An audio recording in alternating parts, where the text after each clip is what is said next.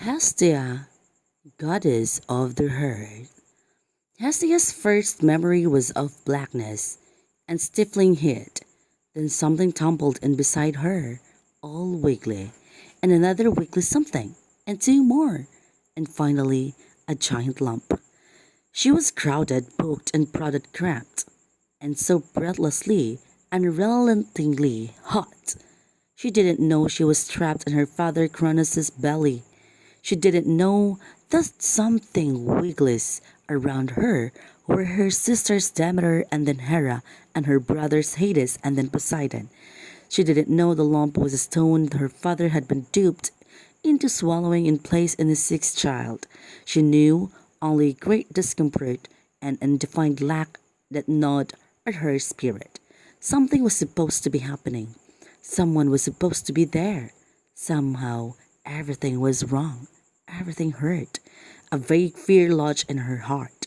Then came a constriction too tight and forceful. Hestia screamed. There in the place with no air, silent and pained. She screamed and screamed until her throat was raw, and she was pushed up and out. She lay discouraged on the ground, with brothers and sisters and the one stone blinking at the rude light of day, shrinking from the edginess of the noises carried through the air, wet and shivering and shocked to be separate from the four other wiggly bodies and the lump of stone. Her brother Zeus had freed them.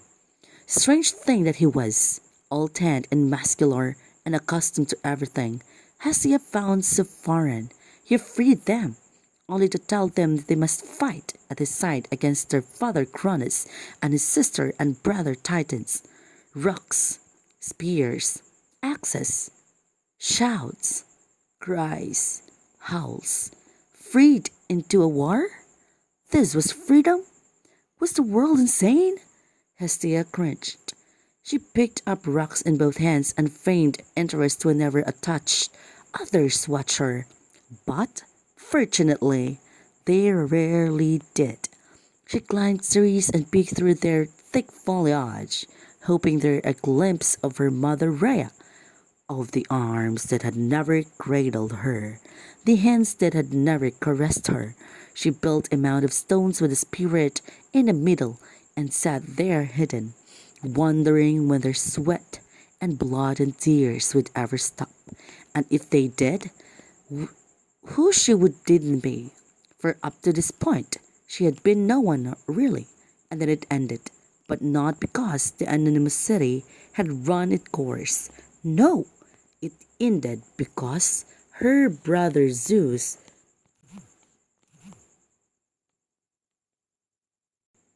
got help of strange men with 50 heads and 100 arms, and because other strange men with a single eye in the middle of their foreheads gave Zeus the lightning bolt, the great cheat. That's how the war ended, with one side getting a weapon and the other had no equal of. Cheat, cheat, cheat. Hestia's brothers were impressed with Zeus' power. Poseidon was only too happy to rule the seas. Hades was only too happy to rule the underworld, and both were only too happy to leave the rest to Zeus. Hestia's sisters were impressed with Zeus' tanned skin and muscled legs and arms, and chest and back. Each looked at him with flirty eyes. Only Hestia saw Zeus as a frightful maniac. She kept her distance from him and all other males like a shy spider.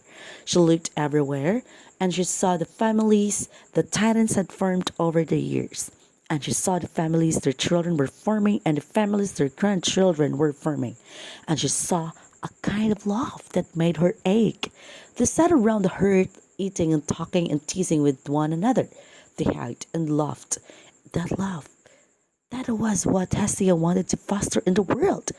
And so, Hestia became the goddess of earth and home, and her quiet, still she finally banished the fear from her heart and found a gentle, soothing peace.